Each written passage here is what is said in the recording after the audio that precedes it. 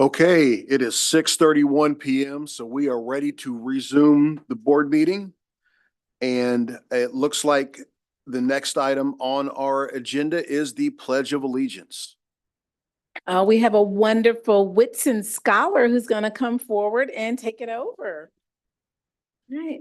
Can you share your name? And then as we prepare to do the pledge, let's make sure they can get you on camera. I'm going to hand you that and I'm going to get out of your way. You want to share your name?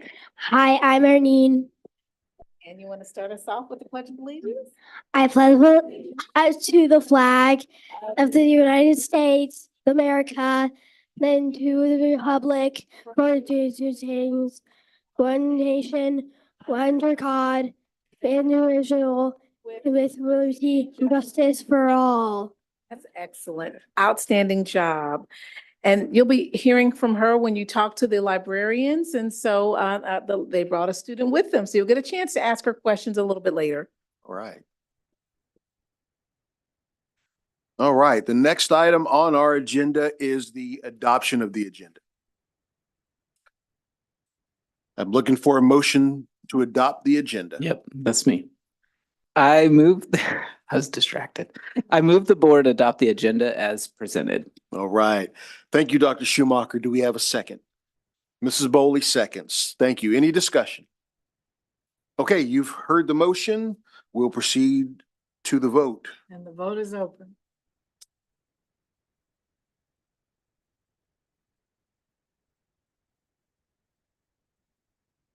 Thank you. All votes are in and the motion carries unanimous. All right. Thank you, everyone. That takes us to school highlights. As part of our school highlights, we're going to go a little bit out of order here because we do have a student here this evening. We always like to put our students first. So we'll start off with National School Library Month. Miss Tiffany Beasley is just amazing, and she has been in the role for about a year since, you remember, our 50-year Media Specialist Coordinator retired. So I'm going to turn it over to Mrs. Beasley. She's going to introduce who's with us and several neat things that are happening now. We do have a proclamation, but whether she reads that or turns it over for just discussion, I'll leave that to her. Miss Beasley, let's give her a warm applause.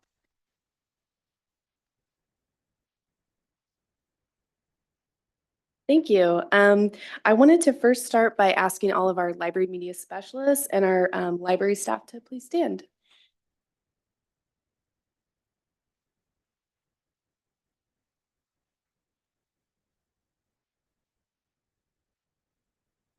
We wanted to give the gift of books to you. So if you notice on your desk, we brought books with us always, have to bring books.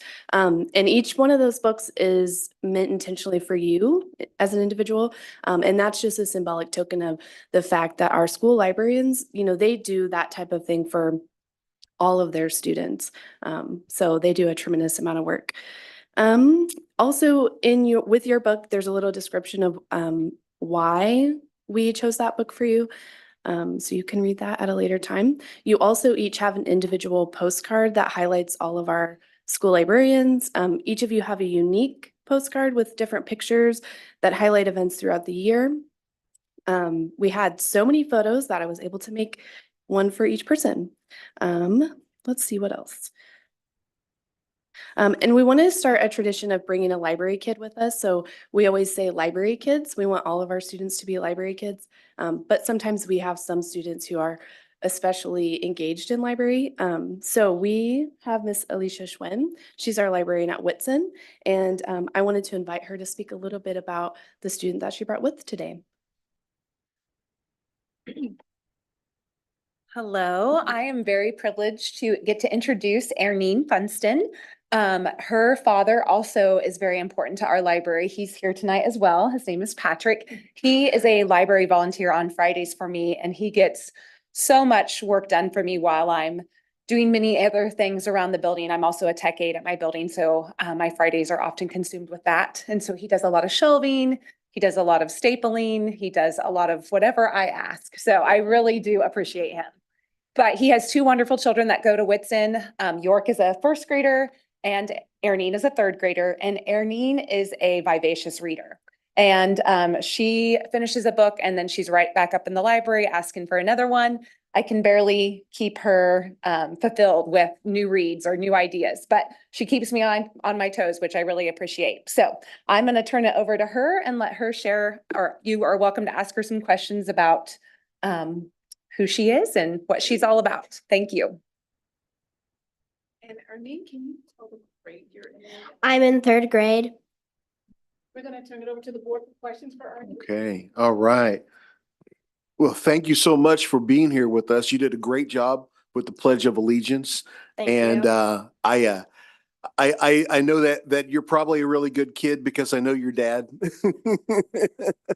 And he's a great guy. So would you mind introducing us to the other family members who came with you today? Okay, so my mom is here, and my dad he volunteers at the library.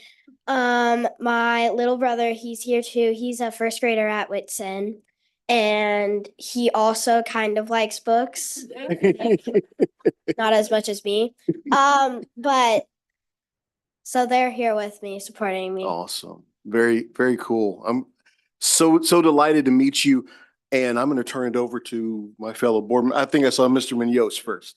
So I have a very important question. So my kids love Dogman, Catboy, Catstronauts. What are books that you really like? Oh,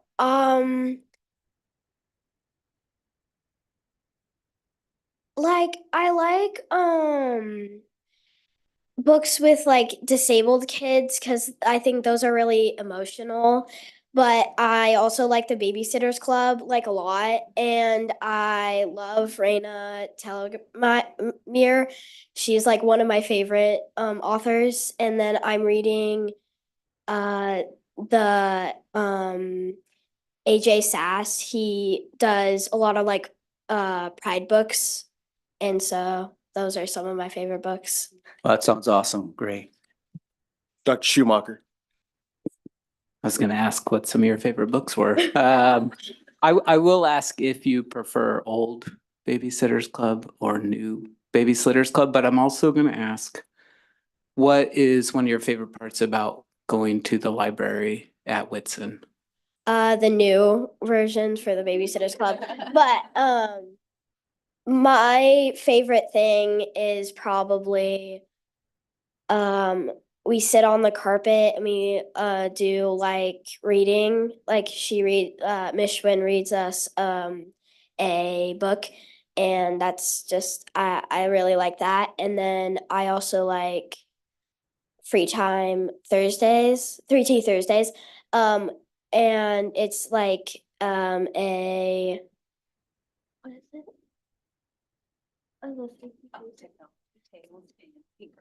Technology, Tales, and Tinker, and she has Legos as tinkering, and so I like to build Legos sometimes.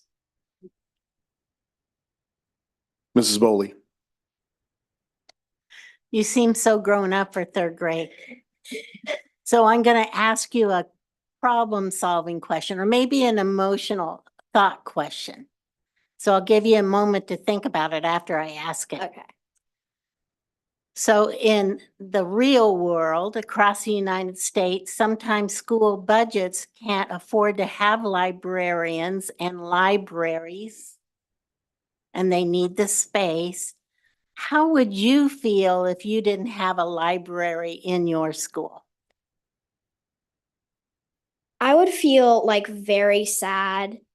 Like I love books as a reader, and yeah, it just would make me like really sad. I feel like everybody needs books in their life. I like that last statement.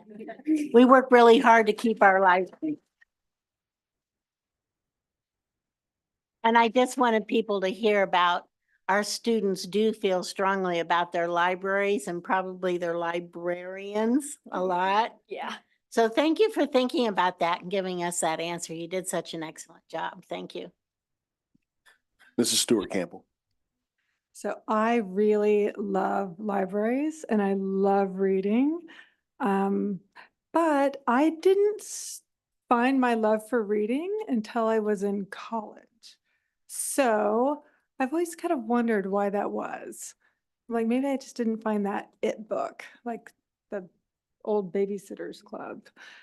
So my question for you is, how, do you have any ideas on how to help other like kids your age to like find the joy in reading? Like, yeah, do you have any ideas on how to just get them excited? Well, mostly all of my classmates, they're like really into reading too. But they always like Caitlin always comes to like Caitlin is one of my classmates. She always comes to me for like book recommendations. And so I'm like I like tell her and she's like, okay, I'll try to read this one. And then after she reads it, she comes to me and she's like, oh, that was a really good book. And I'm like, yeah, that's a really good book.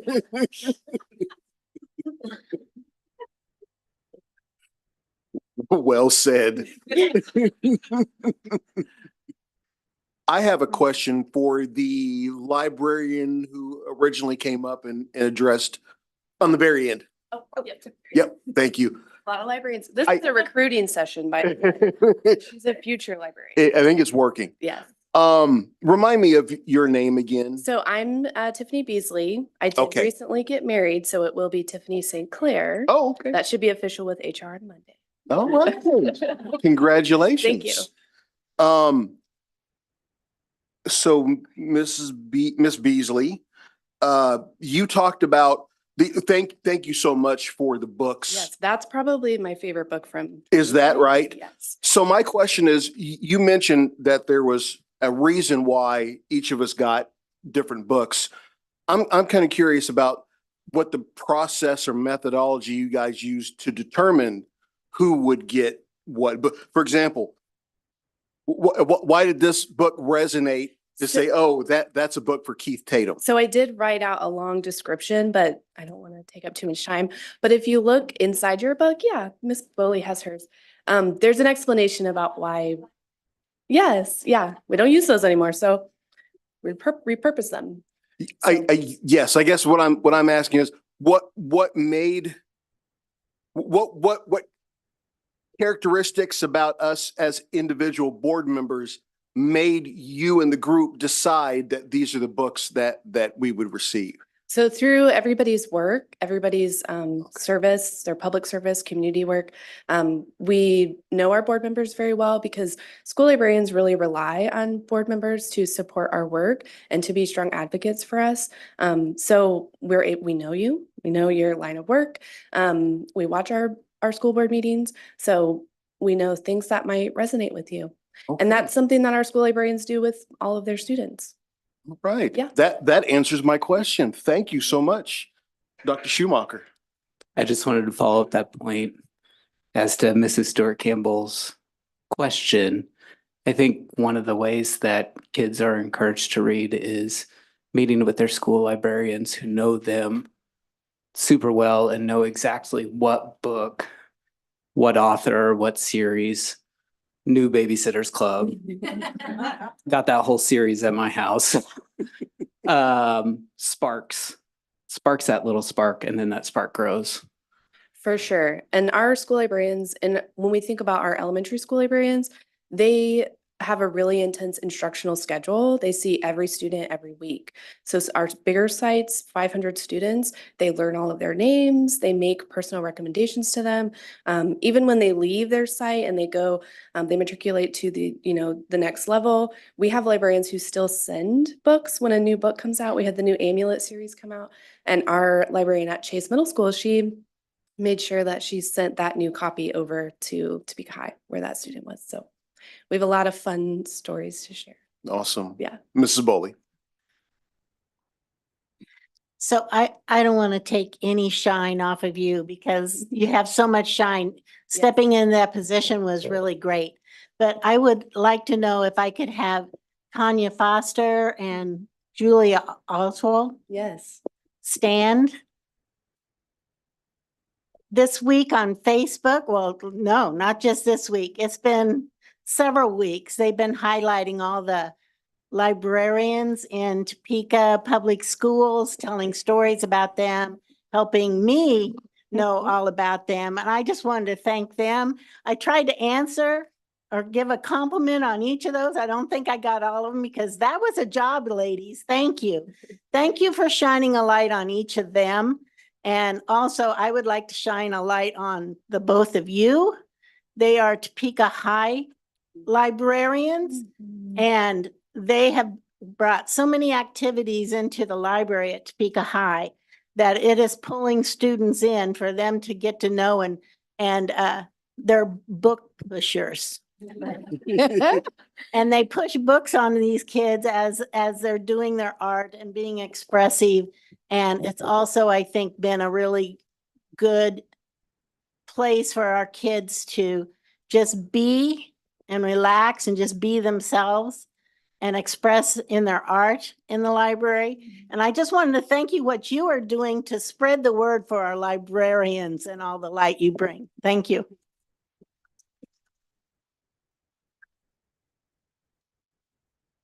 And we'll ask each of all the librarians to stand. They'll just share how long they've been in the school they're at and what school they are at as well. So all of our librarians can, if you please stand, and then I'll just pass the microphone down.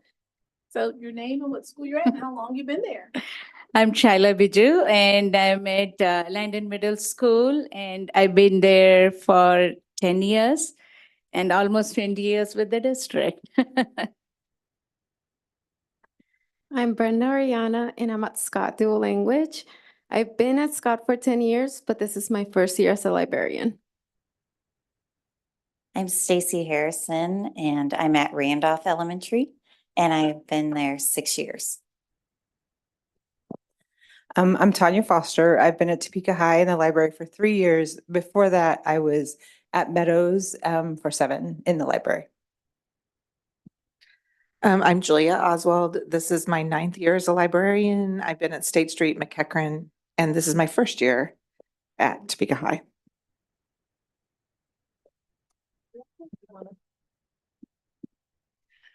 Alicia Schwinn, and I have been 4 years at Whitson. We have 2 librarians back here. These are media clerks. Okay, 2 media clerks.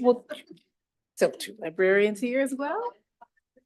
Hello, my name is Signe Sandquist and I'm a media clerk. We work directly under Tiffany over at the Service Center. Oh, this is my 2nd year.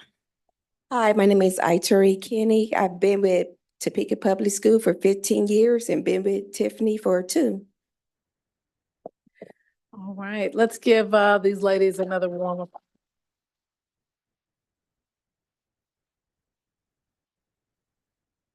And for you to know, as we proclaim that it's Library Month, Mrs. Beasley, future Miss Sinclair, married the PE teacher at Scott Dual Language, where they met when she was a librarian. And he does read a little more than he used to. All right, and as we continue on, we're going to ask our librarians if you can stay for 10 minutes. At the end of highlights, we will be taking photos.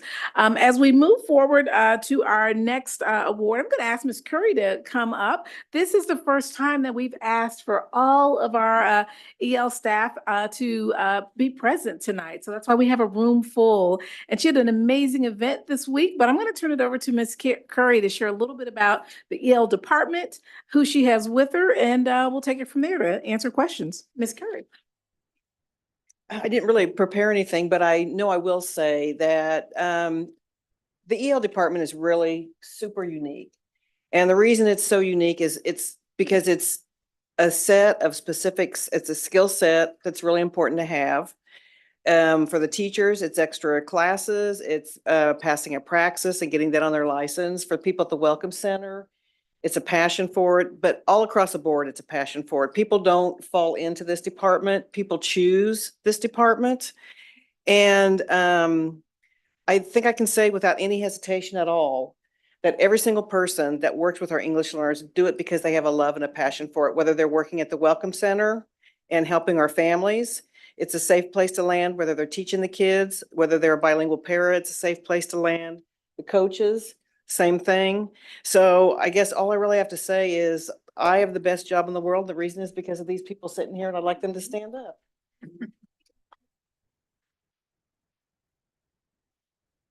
Okay, it's a lot of people behind us, and you'll hear some highlights on the video that you're about to see. Then we're going to turn it back on over to questions. We'll turn it over to Mr. Gowan for the video.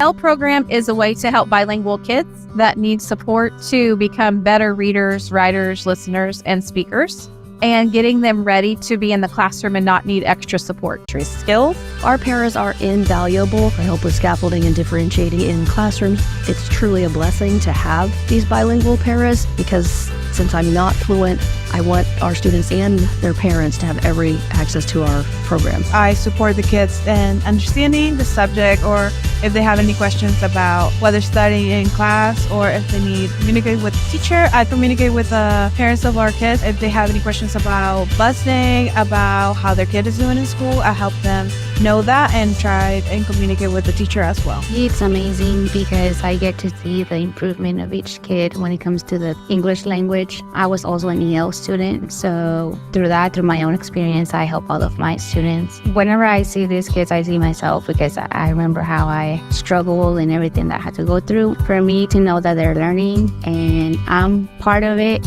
it makes me happy. It makes me proud of my work and everything that I do. I feel like I'm growing in English because when I first came, I was like nervous on English. They helped me a lot because when I say I need help, but in Spanish, they go and help me. It was hard to learn because when they was teaching, I didn't understand anything, but now I can understand.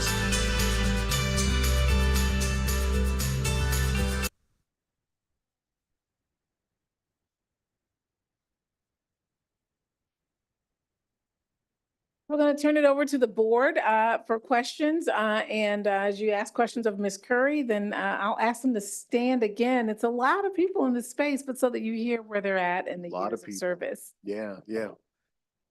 All right. Fellow board members, questions, comments? Mrs.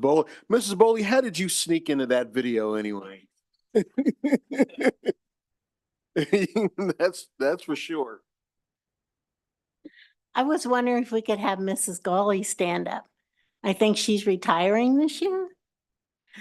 And ask her how long she's been with our district and how many students are in your caseload this year. I've been at Ross for 14 years, and at the moment I have 57 kids, pre-K through second grade. And is that how long you've been with our district as well? Yes. Yeah. Yes. You do a wonderful job. I've been able to see that and make a difference in our kids' lives. Thank you. I love my job. And who's your paraprofessional? Oh, Mrs. Rodriguez. And how long has she been with you? 22 years. You've been there longer. She's been with me 14 years, but she was there before me. Yes. Let me give you the microphone and elevate that voice back there. Yes, I've been working with Elizabeth, but I came first and I've been for 15 years working as a paraprofessional, and I'm very happy. And I'm going to miss her a lot, but we continue forward. God bless you.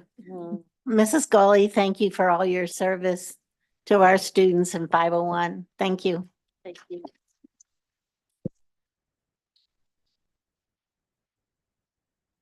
Mrs. Stewart Campbell. I had the pleasure of working with Ms. Golly and Ms. Rodriguez at Ross. Truly exceptional. I know everybody is truly exceptional. And Ms. Curry, you have really reformed the EL program in Topeka Public Schools.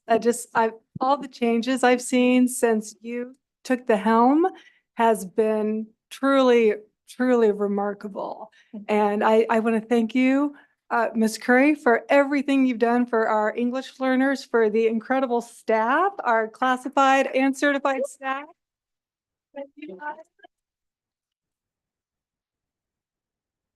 And Miss Beasley St. Clair, you do know me. You picked the right book. It's a critical consciousness in dual language education, in bilingual education. So we're talking about English learners, but they're bilingual or will be, that's the goal, and they will be. And I do have a question about what if someone could answer, maybe, I don't know who the lucky one is, but maybe like two of the greatest joys of this position, and this is for certified and or classified, and maybe two of the greatest challenges. Call to answer that. Two of the greatest joys about being at I'll say one thing. I'm Elissa Jones. I'm at Topeka West High School, and one very great joy of my job is that I get to work with students year over year and see their tremendous growth as they mature. They come into their skills both linguistically and just as fully formed humans, and we get to send them off with not only that bilingual, biliterate skill set, but off with their high school diplomas as well, out into the world where they really truly are lights.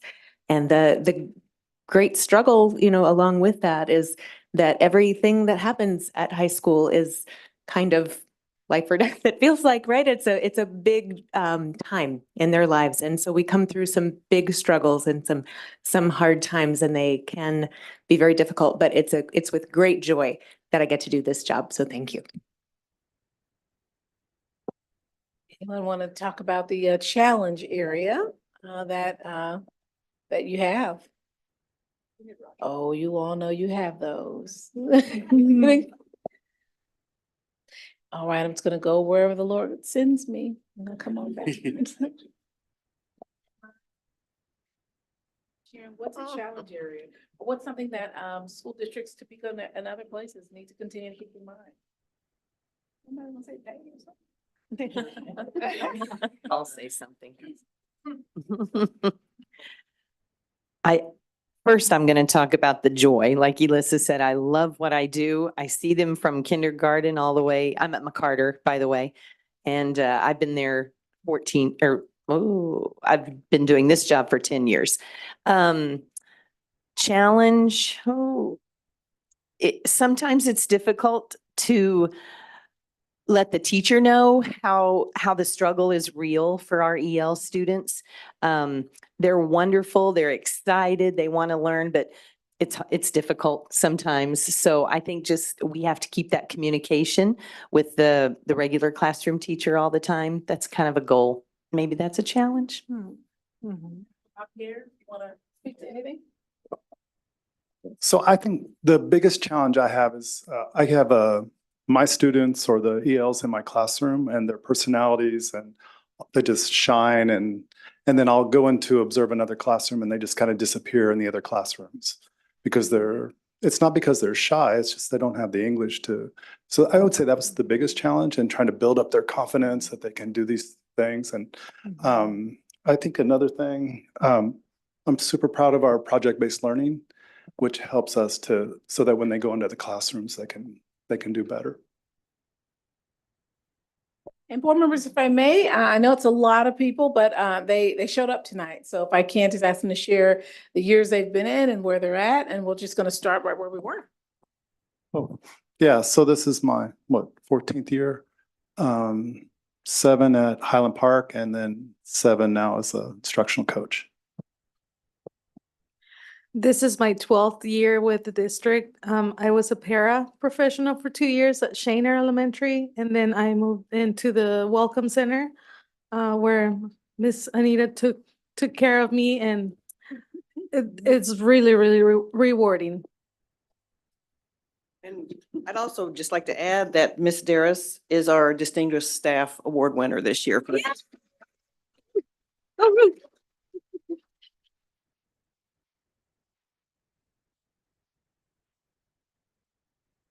And we love her.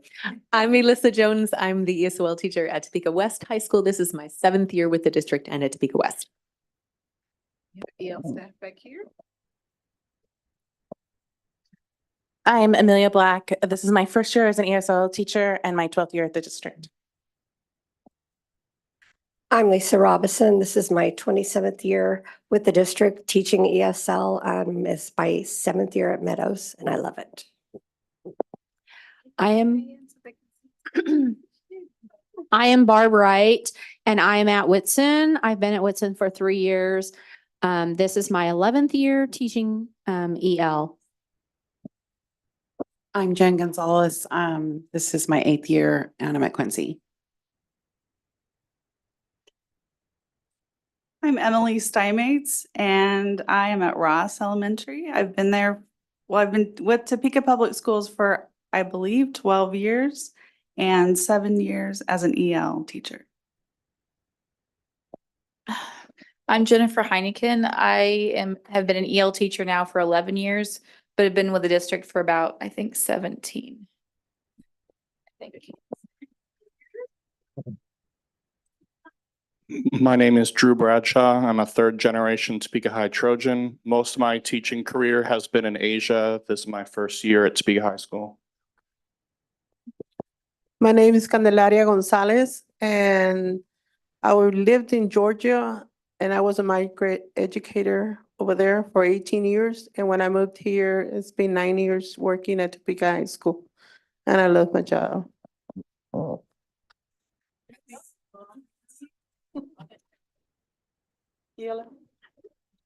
Also distinguished staff and board members.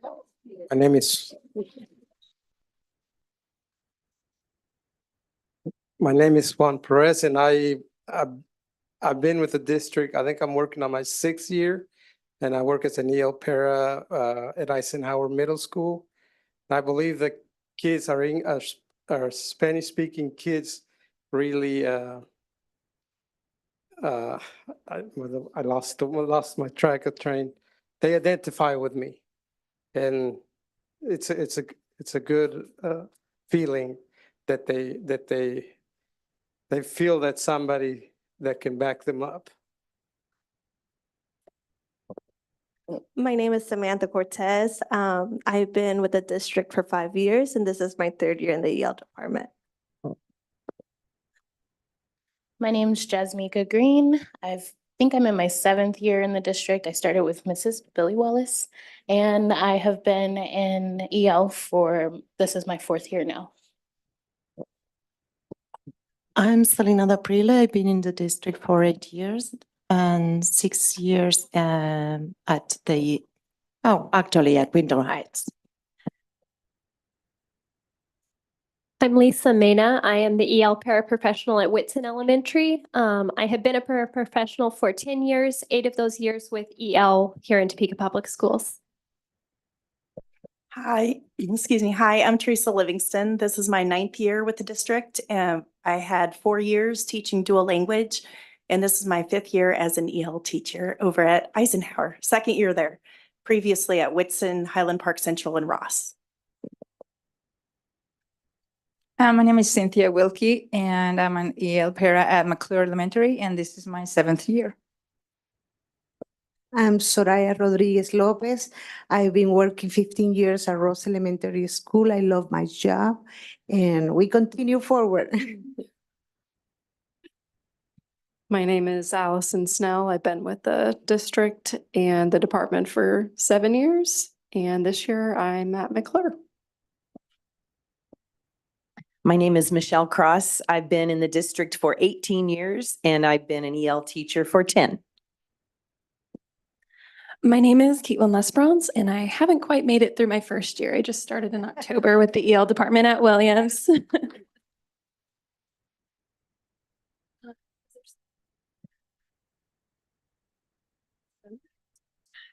I'm Angela Shelton. I teach the newcomer program at Jardine Middle School. I've been there for 7 years and was at Loman Hill Elementary for 11 years. I love my job too, but I'm retiring. Hi,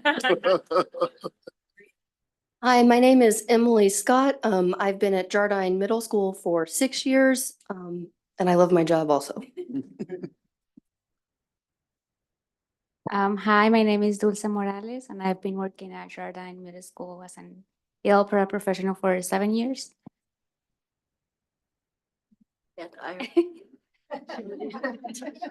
And for our retirees, so at Jarda, and that's where all of our Ukraine students are, she is extraordinary. Can you share how many years you've been with the district again? And anything else? I've been with the district for 18 years. I've been in the newcomer program for 7 years and absolutely love it. I have students that come to me, not able to say hello. My name is, we start there the first week of school. And it's just really rewarding to see how far they can get in 1 year. And even to see them, if they come in 6th grade, to see them make it to 8th grade and move on from my program to Ms. Scott's CSOL program. Some of them even wind up speaking at 8th grade graduation, which is very heartwarming to me. One of the challenges this year is just the sheer numbers. They keep coming and coming. I had a new student start just last week. So my newcomer 1 class can hold 25 students. We really can't handle more than that. And so each time I get a new student, I have to graduate one to my newcomer 2 class, which is mostly 2nd-year students, but I do have some 1st-year students in there this year. And then that class can only hold about 16. And so then I have to graduate the top student on to ESOL 1. So that's been a challenge this year just because the numbers are exploding and there's not any more staff to help meet their needs. So that's been a challenge this year. And I just want to say one of the really rewarding things is being here for 18 years, seeing my kids in the community. And they come up to me. I was playing pickleball just last night, and a young man that was about 6'3" walked up to me and said, I don't think you remember, but you were one of my teachers in 1st grade." I'm like, "Oh," and it took me a second. He said, "Juan." I'm like, "Oh, Rios." Yes, Juan Rios. And it's just neat to see how they grow and turn into great adults. I'm like, "Oh, what's your job?" And he said, "I'm working at the Kansas Barber College." I'm like, "Oh, that's great." And he said, "I'm their website developer." So just neat to see on a daily basis, just the way these kids are succeeding. So that's a real joy. Thank you.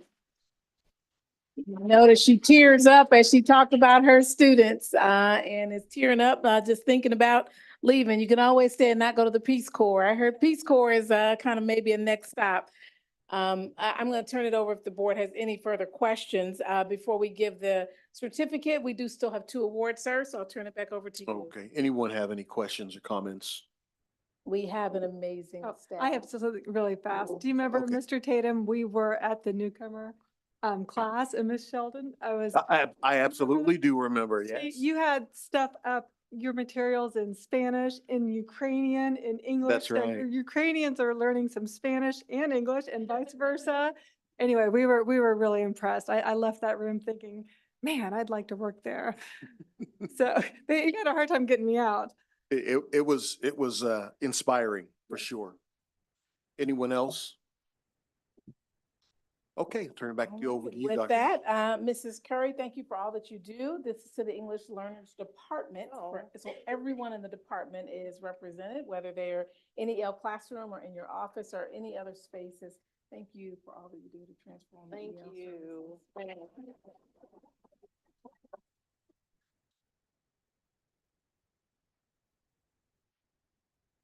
It is Autism Acceptance Month, and so you'll see shirts like what I'm wearing and Miss Bowley's wearing and others because of Autism Acceptance Month. Dr. Harrington will read the proclamation and answer any questions you have about the number of autism classrooms and staff that we have serving our students. I'll turn it over to Dr. Harrington over special education. Good evening. I'm thankful to be here tonight and to celebrate our students.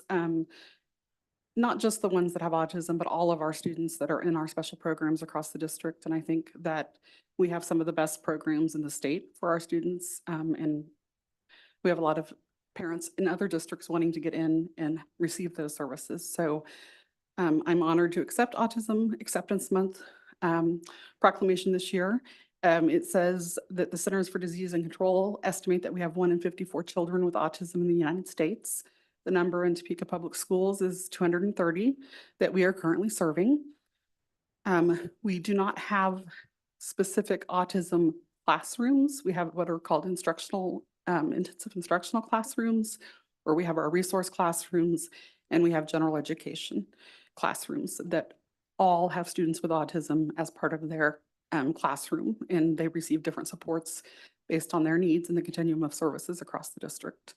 But just looking back on how far we've come, I know that this is the 70th anniversary of Brown v. Board, which started the whole civil rights era. And one of the last pieces of legislation happened in 1975 in terms of children with disabilities, allowing that same access to them that Brown had granted to other individuals in 1954. So I think we should celebrate that here we are 49 years later and our students are part of the public school education.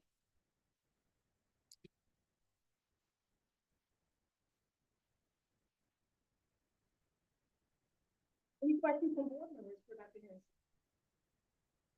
Mrs. Bowley. So I've been over at Whitson's classroom, well, two, actually. I think they go across the hall with each other. Could you explain what that looks like in a day, and how that program works there? So Whitson has one of our very few specialized programs for autism, and it's called the Strive Room.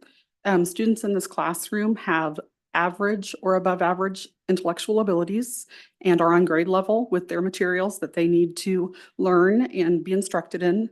However, due to their diagnosis of autism, there may be some barriers where they need time to exit the classroom and go back to the Strive Room, recollect, re-regulate, and then return to the general education classroom to receive instruction. So we started that program, I would say our first group from Strive at Whitson are now freshmen at Topeka High. And so we have a program this year, the first program at Topeka High, and the middle school program is at Jardine Middle School. Mrs. Stewart Campbell. Well, first of all, thank you, Dr. Harrington, for everything you do for not just our students with autism, but all of our students. Now my question, does TPS, do we ever diagnose for autism, or how does a child even get diagnosed? Typically, it's a medical diagnosis, but we can diagnose for educational autism, and I don't know what the breakdown is between the numbers that have a doctor's diagnosis versus the educational diagnosis. Would Dr. Harrington, would that distinction even be something that would be considered? I mean, would a child that was diagnosed by us with educational autism and a child who was diagnosed by a physician receive the same treatment and services in the classroom? Correct. So every child would be looked at for their individual needs, and the IEP team would make that determination and then provide appropriate services. Okay. So who made the diagnosis doesn't matter once we've said that they have the disability and that they're in need of service. Right. Okay. Understood. Anyone else? Dr. Schumacher. I'll just on that point, I'll put a reference point. So there are 2 clinics in the state of Kansas that have the ability to diagnose kids with autism. So if you think about all the kids, if there's 1 in 50 something, there's a clinic in Manhattan and then at KU. So getting a medical diagnosis of autism can take years, where getting an educational diagnosis of autism, the school district can start services as appropriate, either while that parent and patient are waiting on a medical diagnosis, which may open up other avenues, but in the classroom, things would generally remain the same. That's a really important point. Okay. Well, join me in again thanking Dr. Harrington and all of our staff at serve our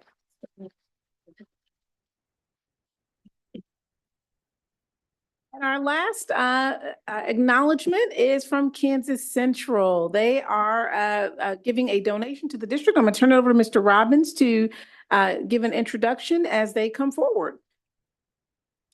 Thank you, Dr. Anderson. You know, this is a special evening. In the 15 years that I have been with the district, this is the first time that we have had a visit from the CEO of our transportation vendor. In this case, it is Kansas Central School Bus Service, who have been providing transportation services for the past few years to our students here in Topeka Public Schools.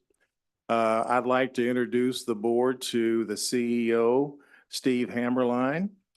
Steve has with him some other members of his team who I'll let him introduce. But before he gets started, I'd like to say that it has been a real pleasure getting to know and work with Steve. He has taken a definite interest in making sure that the students of Topeka Public Schools receive the service that we desire from Kansas Central. He has been actively involved in Zoom meetings that we hold on a daily basis in the afternoon, kind of debrief how the day went, lessons learned so that we can improve the next day, the next week's service, so that they are really putting customer service as their number one priority.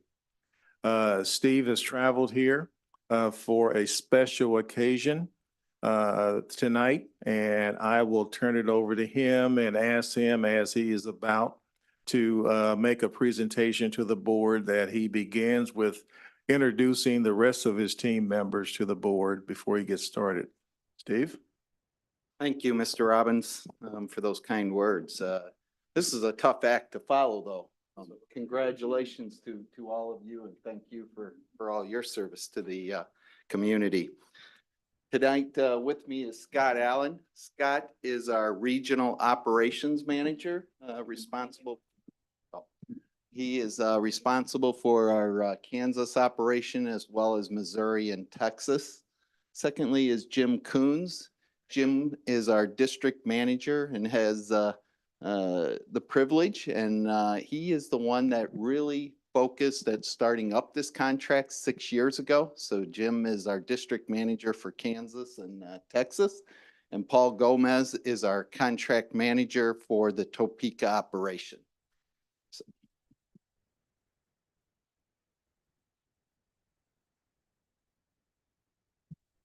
Well, good evening, and Mr. President and members of the Board of Education. It is a great honor to be here tonight and a privilege to be representing all of our great employees for Kansas Central School Bus.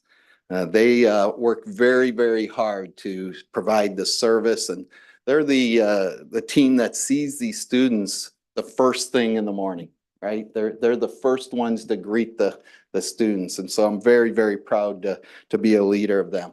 Secondly, is they also end their day, right, as they take them home. So it's a great honor again. Thank you for all your past support and business over these past 6 years. It has been a great honor for our organization to service the Topeka Public Schools, and we're very proud of that and look forward to many, many more years.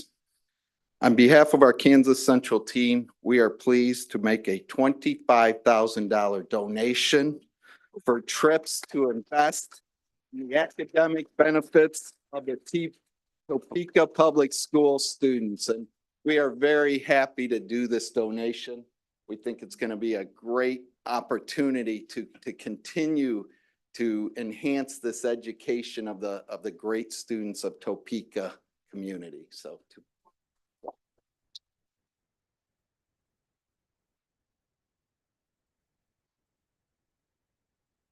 Any questions of our final highlight before we take photos? Yeah. Questions, comments? Mr. Munoz. More of just a comment that our first priority is safety of our students from the time that they're picked up via, our school buses and during the time they're in our schools. And so I just appreciate having partners who who know and understand that our students their safety they're entrusted to us. And so everyone who I meet in our schools and obviously here through Kansas Central, I get that sense of a top priority. And so I just want to thank you all, and you're appreciated. Thank you for those kind words. Mrs. Bowley? Wow. I'm not sure how you happened to pick us, but we sure appreciate it. We appreciate the service that your company gives to our children, getting them to school every day, being that first person they see. But to be honored like this with this check, thank you so much. And it'll be put to great use for our students, and we appreciate it so much. Thank you. Thank you for all you do for the safety and that check. Wow.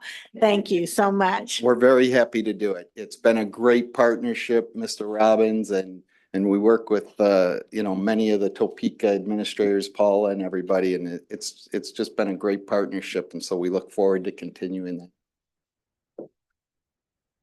Before we wrap up, I would like to just update the board. We have been awarded a grant for EVs. So we will be bringing 25 electrical vehicle school buses to the Topeka Community Schools. And we are in the final stages of our due diligence to get that done with the utility company. They're out doing site plans. And so we will be finalizing all of that. We present that back to the federal government. We would expect those buses to be ordered this summer, early fall, with a delivery of starting in October of 25, and would expect them to be fully in Topeka schools by the end of the calendar year of 2025. So wonderful.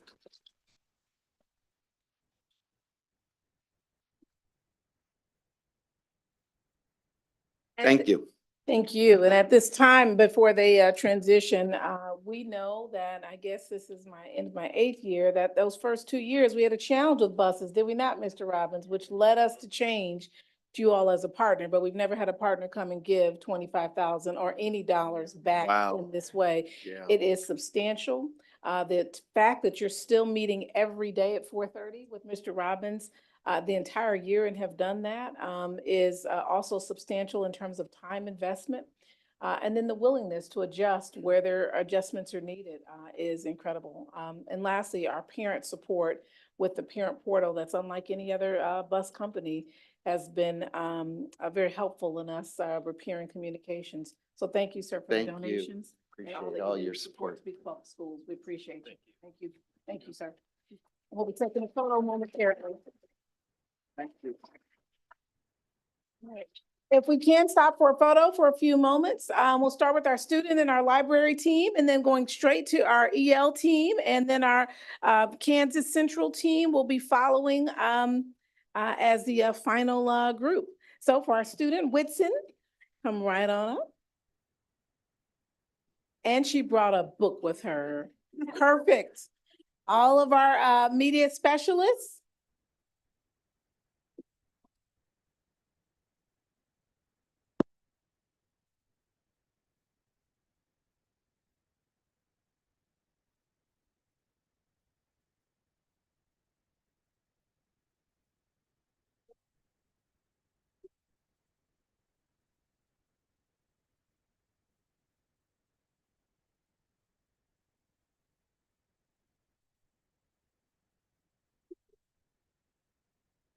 Okay, everyone, look right here. 3, 2, 1. Yeah.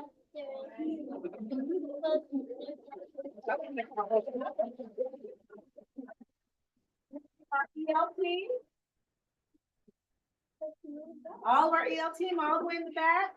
Fanning yourself. Come on up. I want to know what books you do.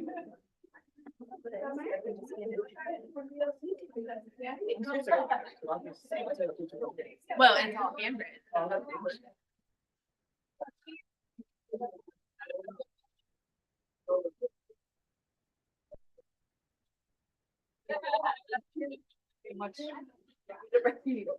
My two biggest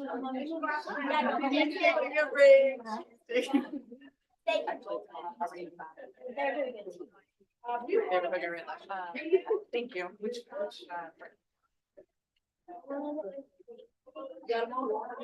It's cold. And if I can, I'm gonna try to touch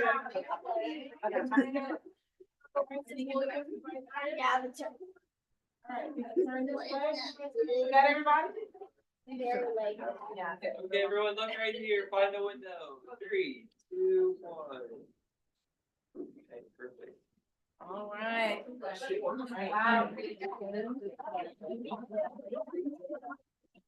Our campus central team is next. As our EL staff heard.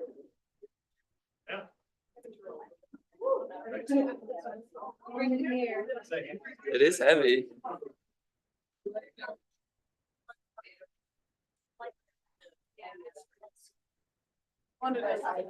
The high librarian know you're gonna be in her library. Oh, yeah.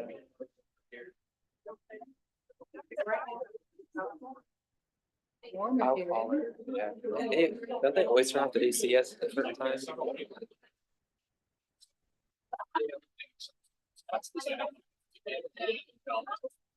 You're not.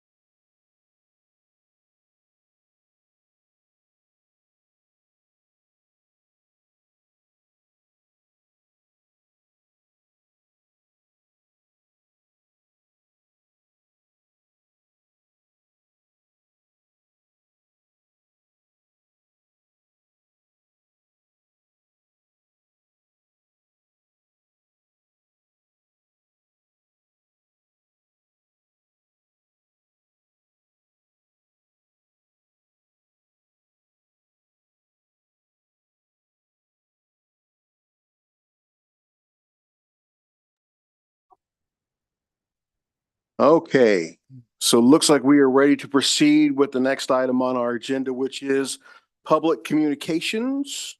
Then there no public comments this week. Okay. The next item on our agenda, business by consent, and I'm looking for a motion to approve business by consent. I move the board approve the items of business by consent as presented and authorize the board president or superintendent to sign the special project and purchasing contracts for and on behalf of the board. All right, thank you, Dr. Schumacher. Do we have a second? Mrs. Stewart Campbell seconds. Any further discussion? Mr. Munoz. I did have a question about the vaping. Let's take a look here. I think we have detectors. Is that right? If Yes, somebody sir, could speak to that in our high schools and in general, vaping as a parent of young kids, I think is something that we and many others probably need to know about. And so I wonder if you could talk to that. Absolutely. Mr. Robbins, he's asking about the vaping detectors. And speaking to that, which we previously had at one point, and then after post-COVID, as those aren't as prevalent since before COVID in the building, we have taken the step to purchase those. I will share that next board meeting when we have the clinic here. Nurse Denman will be joining to talk about that issue as well. Even though the KU Clinic will be talking about KU Clinic, she's going to use that as an opportunity to share about health related to this issue since it's on this tonight's board agenda. Mr. Robbins, do you want to speak to vaping and the purchase of equipment for the detectors and what those are? Thank you, Dr. Anderson. Yes, the vape detectors are something that individual schools on their own have decided if they have the funds and the wherewithal and they would like to place those in their restrooms, then they can pursue the purchase. It is not something that the district is using capital outlay funds to purchase and to implement. The last set of vape detectors that were installed were at Topeka West, and they disappeared. So that's why, as a district, we are refraining from investing in those vape detectors. So if you see purchases like this one that is on a consent agenda, you can be assured that they are being funded by the individual schools. Okay.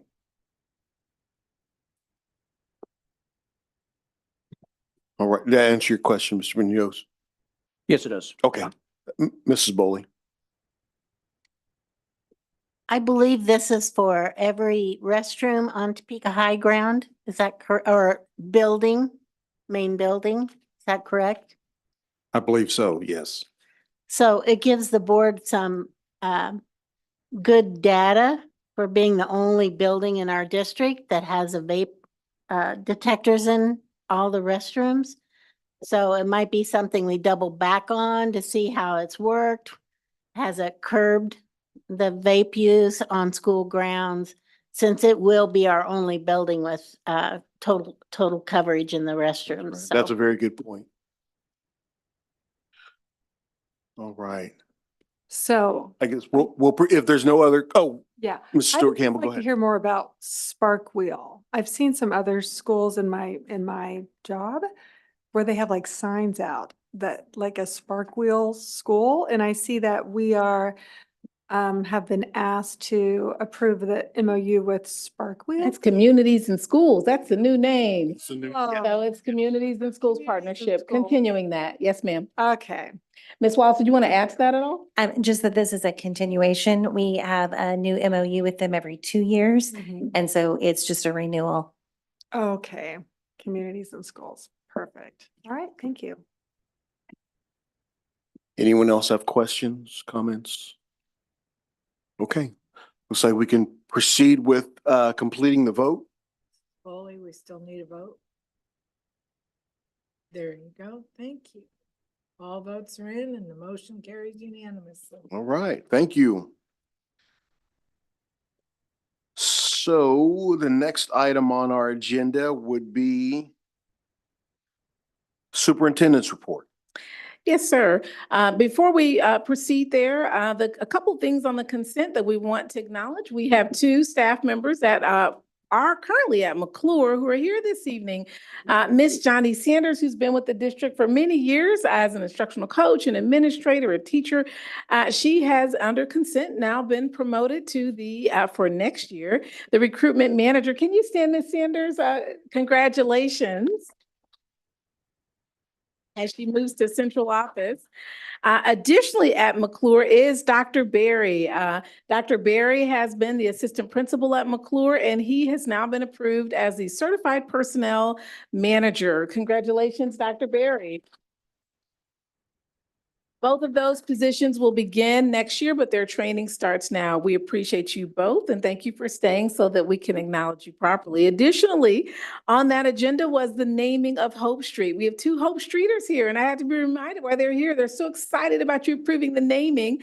I'm going to go over so they can share what area is being named at Hope Street. Oh, okay. Okay. So I'm Sarah Frisbee. I'm the instructional coach, and the multi-purpose room is what we're going to name for Mr. Dale Knoll, our retiring principal, who has been at Hope Street for 30 years since it was the alternative education program. It is a new wing of our building that was added while he was the principal there. So it's a fitting tribute to his service. I'm Amy Whitaker. I'm the school social worker. They don't want to talk. But they really took the lead in making sure this happened and forming the committee. So as Mr. Knoll is watching, we congratulate Mr. Knoll on the naming. And we've previously approved the naming at TCALC of an area within TCALC for Mr. Robbins. So these namings are going to be going on over the course of this next month. So again, congratulations to Mr. Knoll if you're watching. We'll turn it back on over to the board. And as you prepare to start the superintendent's agenda, we would turn it back over to you for the moment of silence and then starting with the superintendent's report. That's right. Thank you for the reminder, Dr. Anderson. There's been several USD 501 employees that the TPS family has lost over the past week or so. And so we wanted to just observe a moment of silence. I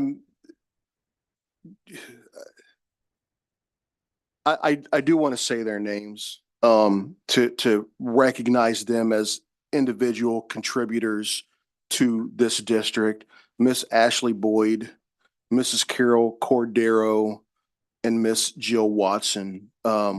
Our hearts go out to their families and friends and students and all those that are impacted by their loss. So we'll observe a moment of silence.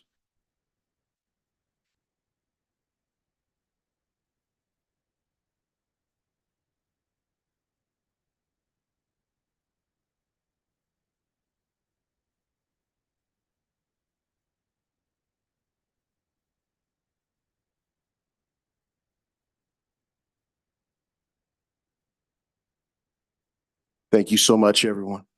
Dr. Anderson. That does conclude our remarks. One item that was not in highlights, so I do want to make sure that all of you know, I believe this is, Mr. Robbins, is this Mr. Seitz' last meeting? All right, Mr. Seitz, are you here this evening? He is here. All right, perfect. Can you come on up, Mr. Seitz? Mr. Seitz has been promoted to a new position in Kansas City, Missouri, and we're excited for him. But Mr. Seitz will share how long he's been in the district, as this is his last meeting. And we'd like to give him the plaque that if he were here at the very end of the year that he'd be getting, just to honor him for his many years of service and any other remarks that Mr. Robbins might want to make. Mr. Seitz, can you share how long you've been in the district and what you've overseen?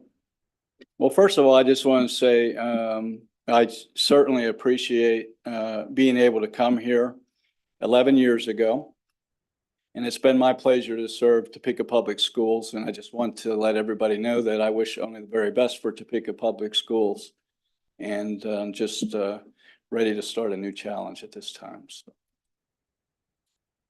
And Mr. Seitz, this is presented to Mr. Rob Seitz, General Director of Central Services, and we'll make sure everybody can hear what we're saying about you in recognition of your exemplary service from 2013 to 2024. There have been many bond projects and other items that have been developed and built under Mr. Robbins' leadership with you here in support. So we thank you, sir, for your many years of service. Thank you, and I've enjoyed it.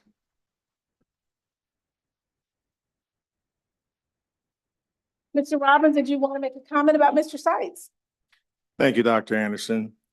Yes, and I'll get a chance to have a one-on-one personal conversation with Mr. Seitz tomorrow on his last day of work. But I certainly, on behalf of the entire operations team, want to thank Mr. Seitz for his 11 years of service, not only to the Topeka Public Schools, but also in his service to the operations team and his support of me as a deputy superintendent.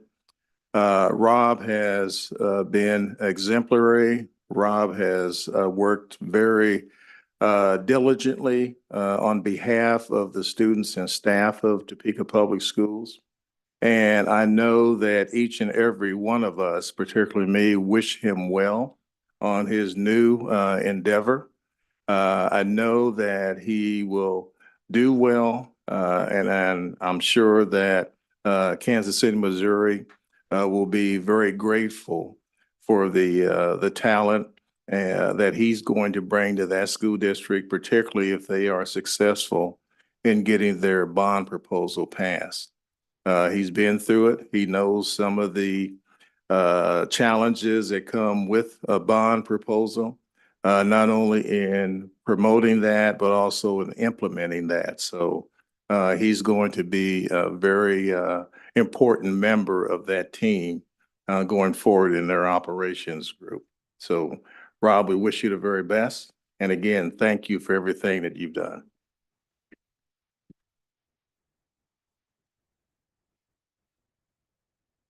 Thank you, Mr. Seitz.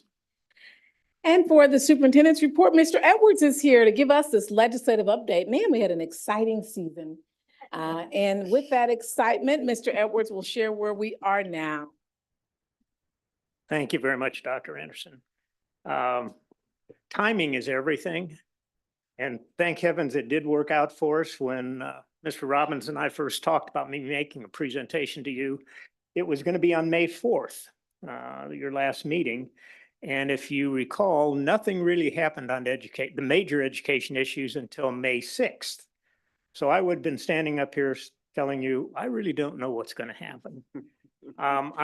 We're still in that boat on some areas, but we're in a lot better shape on the big one. So before I get started, though, I want to remind you that you in December, as a board, as well as the other boards of education in Shawnee County, passed a resolution saying that you felt that special education, school funding, and teacher recruitment and local control were going to be your three major issues for this session. So I want to just, in my remarks and on the bills, I'll tell you the bills we were involved with, but also those really were the areas that I used in looking at what bills we were going to work with the legislature on. So for 2024, and this really was a 2023 issue also, was back to school sales tax holiday. We worked with a couple senators last year, hoping that that would become reality.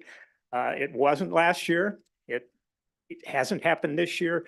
The good news is that it is still in front of the conference committee, which if they come back, they still have an opportunity to work on that issue before the session ends. Book ratings, really skirting local control. That was an issue that was going to say at the state level what library materials you could have within your buildings. Magazines, audio, video recordings. That failed.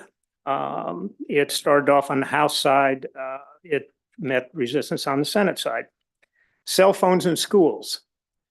That was an issue and probably still will be next year. There's a lot of interest from certain individuals on banning of cell phones. But again, that skirted local control. If school districts want to do that, then let them have the authority to do it. This is one that really did not address public schools this year, but I have a feeling that it's going to be next year, and that's DEI. And as most of you have followed, that's been a big issue with the university system, but there are some that in visits that I had this year were saying, maybe we ought to go deeper with that. Again, skirting local control. District enrollment, this was a bill that passed, and what it does is it will allow districts to count or go back a number of years to counts or for student counts for funding. It's current, what the bill allows is districts to calculate their enrollment based on the current year, the immediate preceding year, or an average of the two previous years, whichever is greater. Change is going to just be for 1 year. And after next year, it's going to be back to the current year or the previous year's enrollment. SPED, this was our major issue, and it was the one that wasn't really, and it's still not decided. The conference committee met on the 6th, actually the 5th and the 6th, to try to come to some agreement on that. But I'll tell you what did take place. And this was going to be a big issue for 501. Currently, we spend about 16.8 million in excess costs for special ed. Those are local dollars. And if state did not fund it, those and property tax dollars, let's be honest. If the state wasn't funding that, lowered funding or started playing games on whose LOB or how they were going to count LOB dollars, we were really going to be in a bind. Anyway, this was one that we used our listserv for, and I'll talk about that a little later. But SPED funding, the way it came out of conference committee, and that will be one of the issues that they will vote on when they come back the 25th or 26th, to include 68 million in new funding for fiscal year 25, and that's $75 million over and above fiscal year 24. They removed the provision, and this was the one that, well, it didn't make sense. The state is supposed to fund 92% of excess costs in special ed. They're about 62% statewide. What they were going to do is count LOB dollars that were collected by local school boards and count that as state money. One legislator I talked with said, well, you've given you've given authority to the federal government to start counting what you spend for special ed to maybe make up for their 40% that they're supposed to pay. It didn't make sense. That did not come out in the final bill that will be in front of the House and Senate this coming week. It requires local districts to transfer that portion of their LOB that is attributable to state SPED funding. And every district in the state is basically doing that now. So it really isn't changing what takes place. At-risk provisions, and I might say that this bill started off as a pretty simple bill, 10 pages long. It ended up with a bill brief of 34 pages, a brief of 34 pages. Wow. The supplement was beyond that. And what happened was that everything that they didn't deal with, policy issues, funding issues, ended up in that bill. So it finally got to be so heavy that that's what hindered it in conference committee. But at risk, there is a study that will take place for 2 years, fiscal year on 26 and 27 school year for at risk, and it'll create a 2-year pilot program. KSDE, State Department of Education, will select 10 schools to represent Kansas schools as a whole, urban, rural, small, and large. These districts will follow the goal setting procedures, student cohort selection, intervention plan, and longitudinal data collection for the course of that 2-year pilot program. After that 2-year, beginning in 26-27, that at-risk longitudinal study will apply to all 286 districts. At the end of 5 years, failure to meet locally set goals could result in the freeze of at-risk funding, and the loss of future funding increases for at-risk or high-density at-risk. Wasn't something that we would have gone after, but we can live with. Vouchers, there will be no voucher expansion of any type. This is one that both Senate and the House heard loud and clear. Let me step back one moment because I didn't tell you the bill was presented on the House floor, passed with 63 votes, enough to get it off, send it over to the Senate, but far away from what would be required for an override by the governor. And I don't usually predict things that the governor would or would not do, but I can pretty assuredly say that this would have been one on her list. The Senate killed it.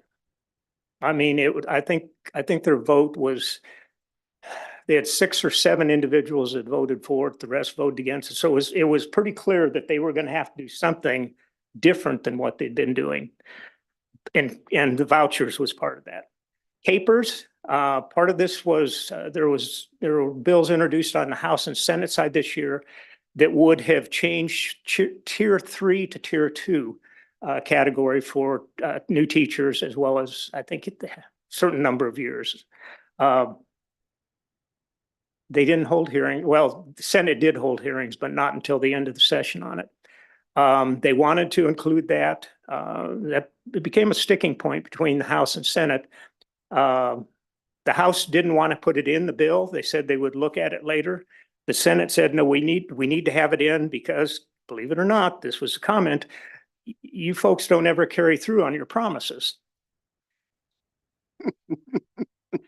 So anyway, it most likely will be the subject of an interim study, but it will be looked at, and that fits in well with the one of the major issues we had for the district for this year. Professional development and mentoring, they cut $3.2 million out of that. Funding stays the same, but it was going to be an additional $3.2 million, which will not be there. The SPED task force, which probably created some of the problems that we had this session. Those of you that are familiar, when I was here last year, I talked about the special education task force, special education development, that was going to be comprised of superintendents, individuals that were in the classroom for special ed, and it had a couple legislators on it. That became an issue. No meeting was called.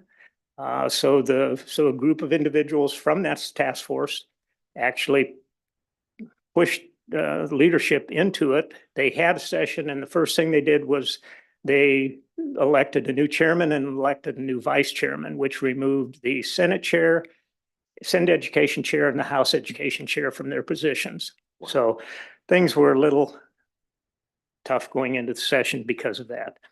School property, it changed language. The last year a bill was passed that would allow if districts were going to get rid of a building on their property, there were certain ways or certain steps that they had to take. And it shows what happens when the legislature tries to run something through quickly.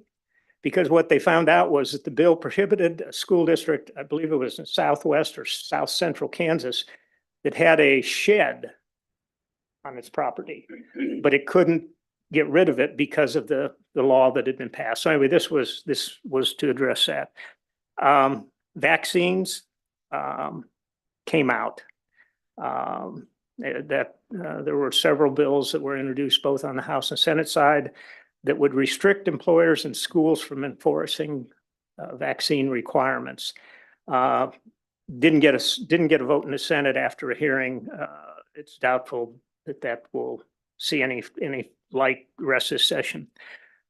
Those of you, and I still don't think I checked before I came down, nothing's been done on the tax, or no indication is there on what will happen on the tax bill. Those of you that know, was the Senate introduced a single tier tax break, which or tax plan had enough votes to get it out of committee, but didn't have enough votes for an override. The House looked at the issue and unanimously, and I don't know if you've ever, do you remember? Yeah. A majority of the House, not a majority, a unanimous vote of the House to pass their tax bill, which included 3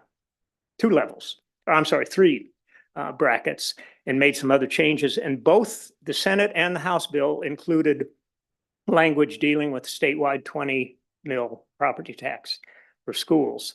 The Senate was, I'm not going to say, the House I know was 2 mils drop, and then it also dealt with the homestead provision on it. The version that is now on the governor's desk is 19.5. So a 0.5% reduction in property tax. It will allow individuals to go back and say, we reduce property taxes. Part of that agreement in the state plan, in both the House and Senate, was that they would guarantee the replacement of those dollars lost with general fund dollars. Again, when I talk with legislators, I say, well, you can cut property taxes all you want, but if you're just placing them back on schools where they're mandated in some cases to provide services, it isn't going to happen. And teacher licensure, that bill failed. There was a lot of action in the House this year on what I would call no bid contracts. And they actually weren't contracts. They would include a specific vendor in the legislation. And this really came to a head in House Appropriations when both the chair and the minority chair both questioned why that was being done. Some of these were multi-million-dollar contracts that they were like including them in legislation. You didn't have to do this. This one would force the State Department of Education to use that specific program for the licensure of teachers. Let's see what else here. I'll come back for questions, but before I start on questions, I want to make an observation. Last year when I was here visiting with the board, I can't remember who it was that asked, how can we become more effective in legislation? Ms. Boley. And so I mentioned that involvement of parents, involvement of teachers, involvement of administrators really needed to be done if you really wanted to be effective. A listserv was created. I remember when Dr. Anderson called me in August or September and said, I've got 200 people signed up for this listserv. And I thought, you got to be kidding me. It paid dividends this year. And say, well, how can you really say that? How can you determine that? Well, let me just say, during the last call to action that we had, which was on House Substitute for Senate Bill 837 or 387, I'm sorry. One legislator, one Shawnee County legislator had 40 contacts by individuals who specifically said that they were part of the listserv. They were getting the information from the listserv. Does that make a difference? I think some former legislators would remember that some people would say three contacts was a mandate. We had 40, and I know everyone in Shawnee County, all the legislators, because I was told, and some were happy that it was done. Almost all were happy that it was done. But that would not have happened had you not had the listserv. And then you have students. I got a call from an individual who was on the listserv, teacher at Topeka West, and said he takes a group of students down every year to the State House and said, they act like they ignored us last year. How can we be more effective? And I said, well, what do you do? And so he said, would you be willing to come and talk to my class? I said, sure, not a problem. So went up and talked to, and it was primarily a group made up of their student government, but they were planning on going down to the State House. And so they said, well, what are the education issues? So I went through very much what I did with you, but special ed really caught their eye, and they said, well, how can we be involved? And so I said, well, and I told them, I said, the state has said that they were going to fund 92%, and they're only funding 62%. And yet one young lady turns around, she says, why don't they do what they say? I said, well, that's a good question. You might ask them that. So they said, we'd like to put together something. I said, you really need to. If legislators' time is short, if you're down there, most likely you're going to get at the most 3 minutes that you can talk to them. So you need to have something hard copy in your hand that you can hand to them. And so, and I apologize for not bringing multiple copies of this, but where is it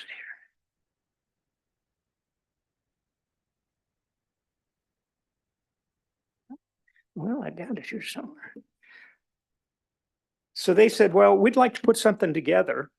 And would you look at it over the weekend? I said, sure. I said, just email. This was a nicely colored brochure. I don't have a color copier, but timing is everything. As I started off my conversation with tonight, they just happened to be going down to the State House on the day that the legislature was talking about special ed. And so this was a piece that they had put together. That would not have happened. Eric Cortez would never have known to contact me if we didn't have the listserv. And so it was great visiting with them. They were effective in what they did. I know that because, again, I heard from legislators. But I think they had 13, 14 kids that went down. But they enjoyed it, but they felt that they really did what they wanted to do this year. Again, that would not have happened without a listserv. So, and then on an average of 7 to 10 people would contact me a week, either through email, a phone call, and just say, well, here's this bill. What can you tell me about that? So I'd visit with them. Not a big deal, but it helped getting them involved. They knew the issues probably more than they ever have. And then we started something this year, which I've always felt was important, and that's thanking legislators when they vote the way that we've asked them to vote. It does a couple things. One, it lets them know that you're watching, that you're not just telling them something or asking them to do something and then leaving them out in the wilderness. But then also it just tells them it makes a difference. So those things would not have happened without the listserv. So thank you for doing that. It's so much more effective when you have that. And the listserv would not be effective and would not have been effective if where did he go? Oh, he's listening. Okay. He was instrumental in helping me get that information out. In addition, Mr. Minke, he was back there. Oh, he still is back there. We talked several times on what the financial impact would be. So he was instrumental also in helping that listserv be effective. And Dr. Harrington, if she was still here, is she out there? She produced or helped produce a piece which, quite honestly, I got tired of handing out to people, but it was repetition with legislators. This is how special ed impacts USD 501. So the listserv was important. It was important that we had the help from the district office in getting the information out to people. So with that, I would see if you have any questions. All right. Thank you, Mr. Edwards. This has been wonderful to get an update from you. I have at least a question, possibly two of my own, but I'm going to turn it over to my colleagues and ask if there are questions or comments from the board. Mrs. Boley? So I know this year is election year for many of our people up there. Mhm. And I heard you say that this will come back again next year. Do you think they'll be as attentive to those items next year as they were this year, since it's an election year? It depends on how the election goes. Okay.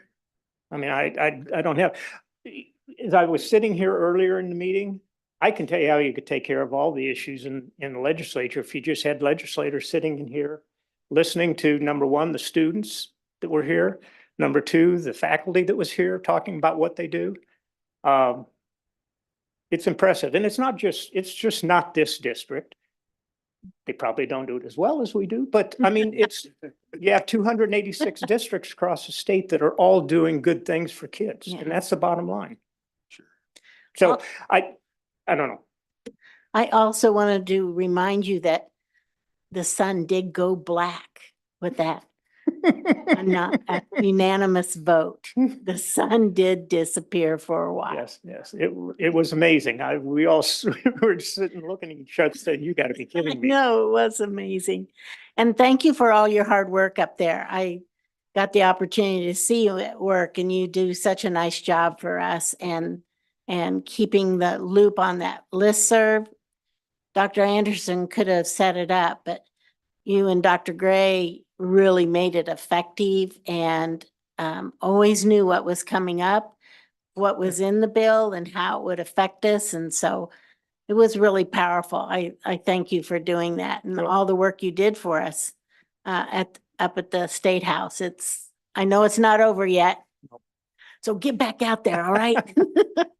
Thank you. You're welcome. Thank you. And I do want to say thank you to the board. Several of you contacted me and either writing letters of thanks or just questions that you were writing to your legislators. Thank you. And thanks to all and I'll send it out to listserv, but they made a difference. You made a difference. Anyone else? So, piggybacking off of Mrs. Bowley's question to you, Mr. Edwards, based on at the risk of turning you into a fortune teller, based on what our experience has been this legislative session, what would you say are the issues we're likely to see happening again during the 2025 session, or happening for the first time? I believe there will be those social issues that involve schools, whether it be books and libraries, other issues. I do think though, and the votes on Senate Bill 387 were eye-opening, not only for us that were working the issues, but also I think a lot of other legislators, because the Senate vote was, the House vote, we knew it was going to pass, but we just didn't, we hoped that it wouldn't be close enough to a veto-proof vote, which it wasn't. But then on the Senate side, it was they took it on the chin. It was, I don't think it was not what we were expecting. We thought it'd be a close vote. It wasn't even a close vote. Wow. So I think gives you some indication that there's a number that don't support public education. But I think those two votes showed that there's much more support than what some of us believed. And so in looking at least where things have progressed so far in this current legislative session, there's a lot of things that proponents of public education can be happy about here in Kansas. Yes. This was a success in terms of stopping a lot of really problematic pieces of legislation from making it past the goalpost and potentially becoming law. And I think, and sometimes a success would be determined by how much legislation you manage to get passed in your interest. And sometimes, as in this case, it's by what didn't get passed, because the people who cared the most came together and formed a bulwark against some really draconian policies that would have really negatively impacted our district and other districts. So thank you for your work, your diligence, and for coming to us this evening to kind of give us a summary of what's happened so far. Thank you. Glad to. Oh, Mrs. Bowling. So if it would be a great superintendent's highlight to invite some of our representatives to our board meetings next year before the session starts. Maybe they could be a special guest. Maybe you can help us out with that if we think that could be helpful for our district. Well, since we received numerous challenge awards and we're saving those for August, so when we return back, perhaps when we are giving the challenge awards to schools, that might be a great time just before the Principal for the Day activities, where we're inviting them to that, to have them come and see just how many schools receive challenge awards and increased in performance. So we'll make note of that. And I think our Principal for a Day has also been a powerful tool to be able to have them in our schools. I was thinking the exact same thing. With that, again, we thank you, sir. While the systems are set up, it's really the user and the person that helps make sure that system work, which was really you and educating all of us and knowing when to call us and Mr. Minky and telling us when to make sure we contacted someone. So you are exceptional at this work. And because of you, we've had a much more successful season, we believe, than we would have otherwise. So thank you for all that you do. Thank you.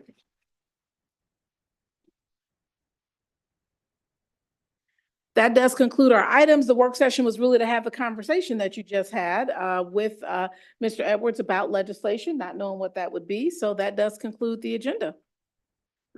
Dr. Anderson, okay, I see. Yeah, under That- superintendent's report, we make time for something that we've educated you on to have conversation. So that conversation and his report were all kind of Combined. that were combined in Okay. terms of that work session. Okay, thank you for that. Yes, sir. Okay, the next item on our agenda is an action item for student instructional materials fees 2024 and 2025. You might remember, sir, you all asked for a two-year plan. So a two-year plan has been provided as we asked for approval of either the one-year or two-year plan. So we asked for your approval. Am I correct with that, Mr. Minky? And my apologies, Mr. Minky's new team member. It's been so fast and furious. I think I've gone down and he's been out of the office, but want to make sure he gets a chance to introduce his new team member that just started on Monday. Good evening, sir. Want to introduce your new team member? Sure. Yeah. Good evening, board. I'd like to introduce you to Matt Busey, our new General Director of Fiscal Services, and Matt started this week. Matt is a Washburn guy through and through, CPA, and comes from to Topeka Public Schools via a similar role, finance role at Washburn Tech. Thank you. Welcome. Welcome. All right, we want to entertain questions on fees, or were there other comments you want to make before they ask any questions? Yeah, before you, the action item, the recommendation is a $10 fee increase. Certainly administration recommends that $10 fee be applied in 2024, 2025 next school year. Also included in this is the ability to recover some of those credit card transaction fees. But the board asked what a 2-year phase-in would look like. So there is a $5 fee increase column, and there's a $10 increase. So it is the board's pleasure of whether or not to implement the fee increase to $10 in this upcoming school year, or in 2 years, $5 apart. I can just frame things a little bit. You talked a little bit the last board meeting, when's the last time we raised fees? And it's been well over 10 years, but I pulled up the 2012 fee schedule, and I shared with you that we had a 3-tiered fee schedule, then a free, a reduced, and a full pay. In 2012, we kept fees the same as they were in 2011, which they were in 2010. So it's been well over 10 years since we adjusted fees. And we went to a 2-tier. We got rid of the reduced. We said, if you're a free or a reduced, you're going to pay the same minimum fee and then a standard fee. If you are a 5th grader in 2012, your free fee would have been $30. Your reduced was $45. Your full pay was $75. You can see, you know, on this year's schedule, that K-5, if you're a minimum pay student, it's $25. And in 2012, it was $30. So we're really needing to adjust these, and we also need to start a little more aggressive process in assessing and collecting these. So again, it's the board's pleasure. You wanted to see what that looked like over 1 year or 2 years. If we do it next year in one piece, for example, that elementary K-5 minimum fee would be $21 with a technology fee of $27. Again, that's including the $10 plus the ability to recover some of those credit card transaction fees. And the standard fee would be the $63 standard fee plus the technology. Mr. Busey did look at fees across other districts. I can tell you we're still well below most of those. And the other thing that really struck me for other activities, music, we're asking to raise our instrument rental from 30 to with the $10 and the fee $42. The next lowest in surrounding districts would be $75 for an instrument. The other thing that's pretty striking, if you go out, the participation fees for athletics. I was astounded at, and I don't think we charge our students participation fees at all in any of the basketball. I don't think we do. So again, we'd love to keep fees as low as possible, but with the cost of student materials, I really think it would behoove the board to do this at this time. So before you is our recommendation for the $10 increase. You just need to decide which motion you want to put forward. Do you want to do it all in school year 25, or do you want us to direct us to do that over the next 2 years? So it's at your pleasure at this point then. All right. At this point, I'd like to turn it over to my fellow board members to discuss. If you have thoughts, opinions about one of these two motions, feel strongly about supporting one of them over the other, or if you have additional questions for Mr. Minke.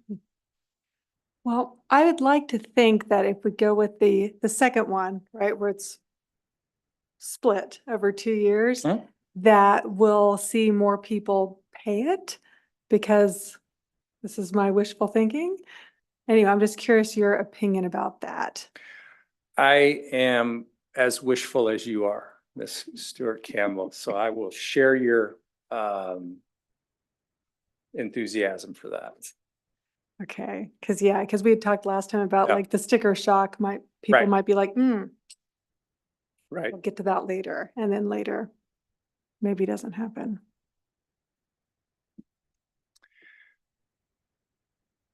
I would disagree a little bit with Ms. Stewart Campbell. I think the difference of $5.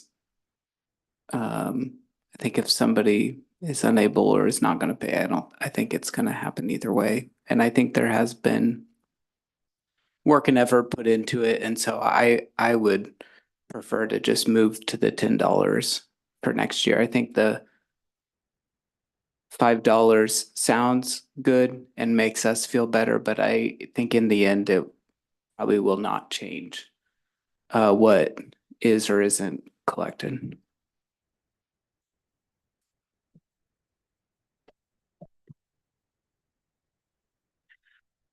I think I would probably, as opposed to creating a narrative where raising prices and then raising prices a second time, just the one time, the $10 increase. It is a lot. I mean, we're going the school minimum from 10 to 21, but I think in order for us to be in a good place, and given that it's been more than a decade, I think I would prefer just to be the one time. It is I trust that this is as minimal as necessary for us to be able to be in a good place. So I would lean towards the one-time $10 increase. So I've got a question, Mr. Minke. How many times do you anticipate that we have to come back to the well here? In other words, if we voted in $10 for next school year, are we done? Do we anticipate being done for a few years before we have to come back and do another increase? Or is it going to be something that every year we might look at doing a little more and a little more? I mean, that's a great question, Mr. Tatum. I think our history would tell you that we don't take raising fees or adjusting fees as something that is just a common practice for our district and for our demographics. I think we try to be very deliberate about that. For me, I would say it would be fair to me, in my mind, to allow our families to adjust, their August budgets to these fees. And we would see where these take us over the next maybe even 3 to 5 year period. But then again, right, there could be a case made, right? Maybe some small incremental changes are better than waiting 15 years and saying, maybe we ought to look at this and double it. I think now that we're kind of back in the mode post-pandemic, hopefully, never again pandemic, we won't have to suspend, the fee collection activities. That maybe every year we could have a conversation where we could come back and report, hey, it's kind of where we're at with our adoptions. Here's where that Fund 55 is setting. Here's the dollars we have to work with. Here are the fees. Part of this is we just need to get a little bit better at collecting the fees that we assess. So that's on us. But I would say my plans would not be to come back to the board next year and say, hey, that worked out pretty good. Let's do a $3.50, right? We don't want to nickel and dime people either. I mean, reasonably, we want to help support our student materials funds. And we want to do that in the fairest way possible. So no, I wouldn't anticipate this being, let's peg this to inflation or, I'm making that kind of argument. I would think we'd see, let's see what this does and how effectively we can assess and collect fees over the 25 and 26 school year before we'd even entertain. Is it necessary to do that again? Is that a fair answer? It's a long one. It was a long one. Fair. Sorry about that. I didn't mean for that. That's more than fair. Yeah. Any additional questions or comments on this issue? Mrs. Stewart Campbell. I don't really have a strong opinion either way on this. So I feel comfortable deferring to our treasurer. Your opinion is going to be my opinion on whatever you think is the best way moving forward. So, Yeah. President, so we're really asking for the motion to approve the fees with the Schedule 1 if someone does choose to move that. Right. So the issue for us is someone's going to have to make a motion. And it certainly sounds like there's support for Mr. Minke's original proposal for the $10 increase. If that's the case, if somebody will make, and the motion is already laid out on the action item itself. So it's on screen. And if one motion fails, then we'll move to the second one. I move to approve the student materials fee increase of $10 for all grade levels, plus the recovery of credit card transaction charges with a $10 fee increase implemented next year in 2024, 2025. All right. Thank you, Dr. Schumacher. Mr. Mignot seconds. All right. Any further discussion? Okay. You've heard the motion. We'll move to a vote. Vote is open.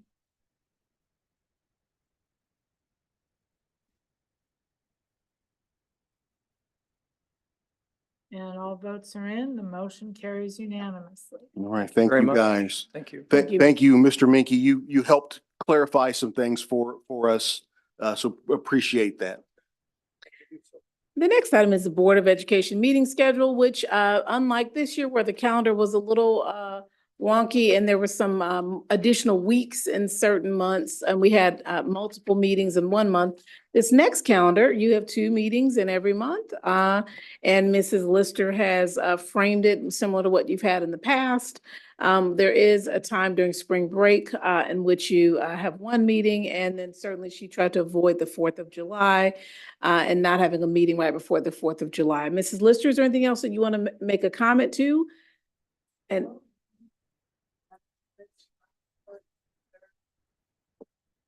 but was not as often as we did this past year.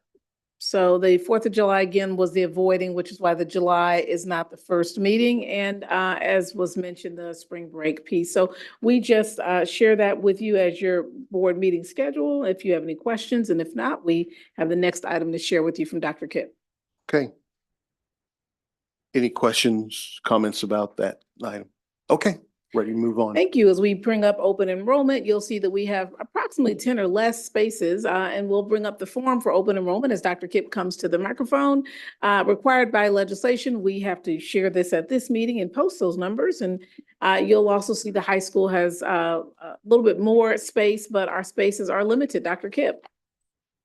Yeah, thank you. I'm sure you can all read that up there on the screen, but you all have copies in front of you. So yeah, so luckily I had the honor and privilege to conform to the new statute to develop the capacity at every single one of our sites and at every single grade level. So obviously the grade out bars are not applicable. We don't have secondary students at the elementary, et cetera. So what you're seeing here is basically numbers that I've done based on projections for next year. We've done such a great job of right-sizing classrooms and staffing to where things are pretty snug, particularly in our elementaries. So the numbers of capacity for non-resident kids was pretty limited. And as Dr. Anderson mentioned, we do have a little bit more wiggle room, like at Highland Park, Topeka High, Topeka West, obviously Topeka Virtual.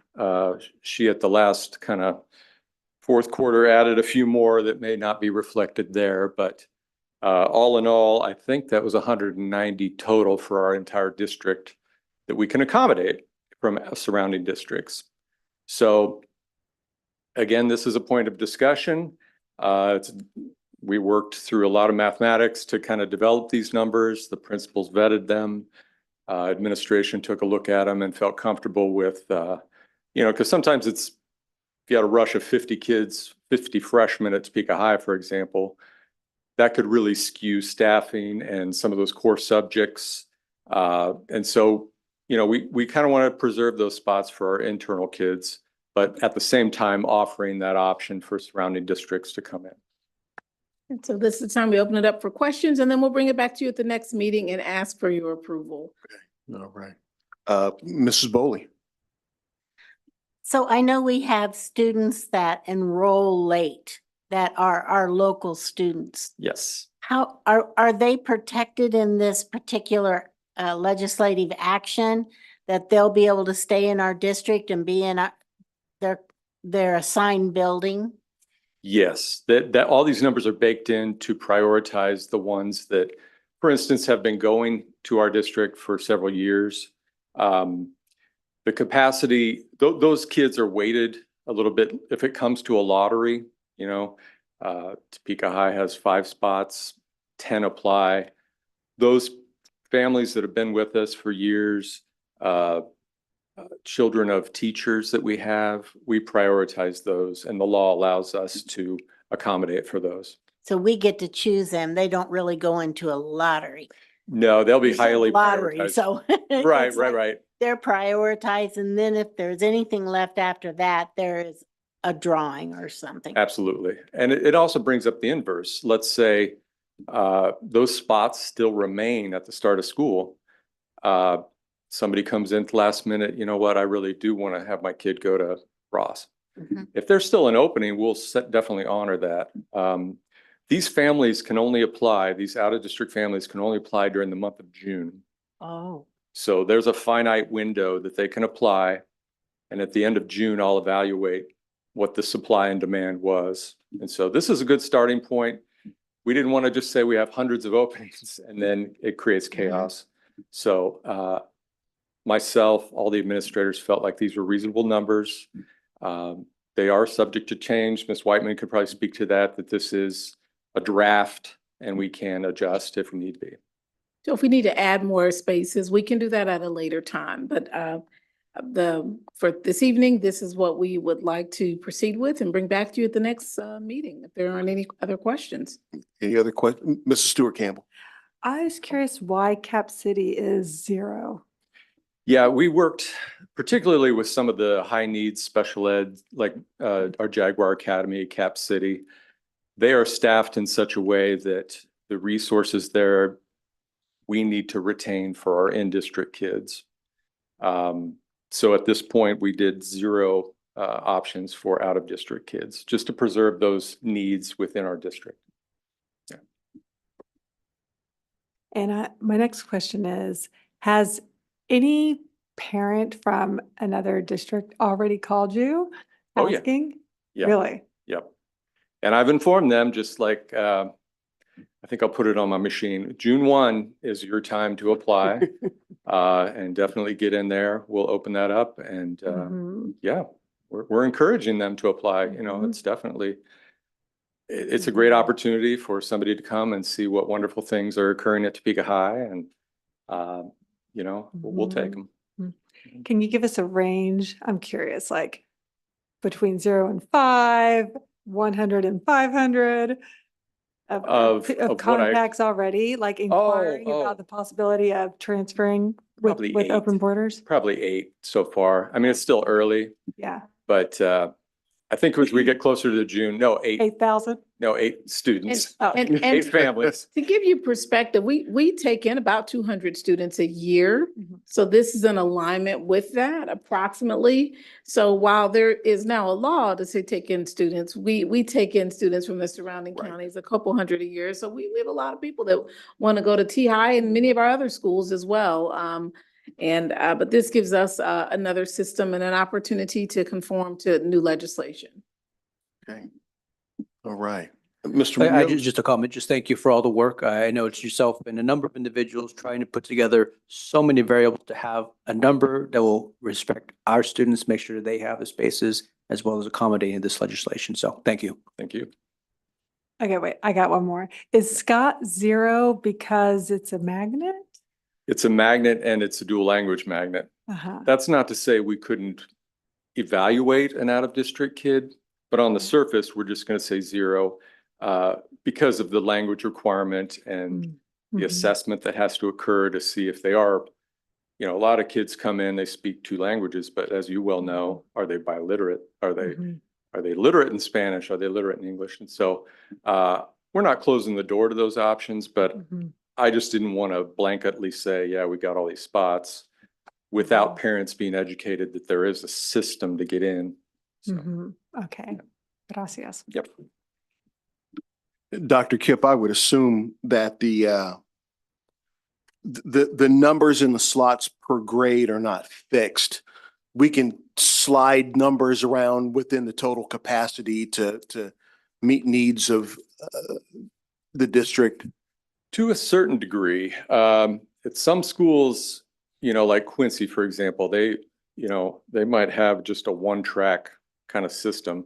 So there may not be that luxury to shift to another first grade teacher because they only have 1. Okay. And so there's little nuances like that. It depends on the school. Okay. Okay. Good to know. Yep. All right. Any other questions? Okay. Thank you, All Dr. right. Kip. Thank you. Okay. We are at the end of our time together, colleagues. So we're at board member comments. And I think I'm going to start with Mrs. Stewart Campbell down on the other end. All right. So my committee of the Head Start Policy Committee, we met, and my report to you all is this, that we have received back the report for Focus Area 2 Federal Review. And The report looks really great, and we had 6 strong practices identified, which we're very proud of. We had 2 areas that were noted as areas of non-compliance, but both of those are operational items, and we're very confident that the adjustments that we'll make, and actually one's already been made, and that they will be sufficient in addressing the items. So, and also we're going to have support from the regional office to correct them within 120 days. And let's see. Also, I want everyone to know that the Advisors Excel Barnyard event that was scheduled for today, and that's really great. They like bring animals in, and anyway, that because of the weather, so that got rescheduled for next Thursday. So it's April 25th from 10 to 12:30 at Sheldon. And we would love to see everyone there who can make it. And yep, that's my only comments for tonight. All right. Thank you. Mrs. Bowley. We had a budget meeting this last week, and all the funds that are required to be moved have been moved to their line items. We have a good cash balance, very similar to last year. So it just tells us that we're just really pretty much on the mark as we go along. So that is very good. We have a tech meeting on Monday, and I will leave personnel for you, Dr. Schumacher. And I just wanted to say that the event on Roll and Read on Saturday was just really a lot of fun. Lots of parents there, from young children to older children, with reading stations along downtown. So it introduced our downtown area.